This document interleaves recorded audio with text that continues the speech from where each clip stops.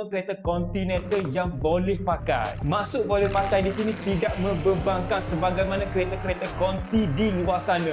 Lebih tepat lagi, tidak cerewet. Mercedes W204. Sebelum ini pun ada juga saya buat detail mengenai Mercedes W204 ini.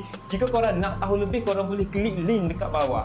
Bagi penjagaan W204 ini, jika hari ini korang nak sebuah kereta sedang daripada Continental yang bernama Mercedes, ini merupakan kereta terbaik yang perlu ada dalam list korang. Ini kerana kos untuk menjaga kereta ini cukup sempurna serta tahan lasa. Jentera ini mula diperkenalkan pada tahun 2008 sehinggalah 2014. Harga pasaran terpakai untuk Mercedes W204 pada hari ini kita dah boleh dapati bermula daripada harga RM20,000 sehinggalah RM50,000. Okey, dekat sini saya ceritakan bab varian teratas kali mengenai W204 ini, iaitu varian facelift. Mula diperkenalkan pada tahun 2011 sehinggalah tahun 2014. Enjin yang digunakan untuk varian facelift ini iaitu 1.8 liter turbocharger dengan transmisi yang diberikan iaitu 7 speed Tentronic. Lebih tepat lagi, transmisinya dipanggil 7G Tronic. Harga paling mahal untuk repair W204 varian facelift ini makna kata bila sampai masa korang kena tukar. Antara benda paling mahal untuk tukarnya adalah timing chain dan sprocket. Tanda-tandanya adalah bunyi kasar bila nak start waktu pagi.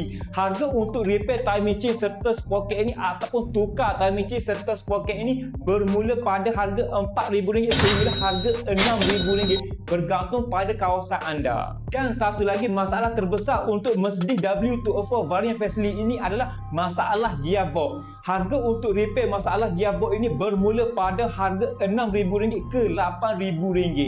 Namun masalah gearbox ini jarang sangat berlaku, boleh dikatakan 2/10 sahaja. Jika korang beli yang owner lama jaga dengan baik ataupun servis ikut jadual, mungkin tak jadi masalah. Tapi jika korang beli yang owner lama itu servis ikut mood dia sahaja, mungkin akan menjadi beban kepada anda.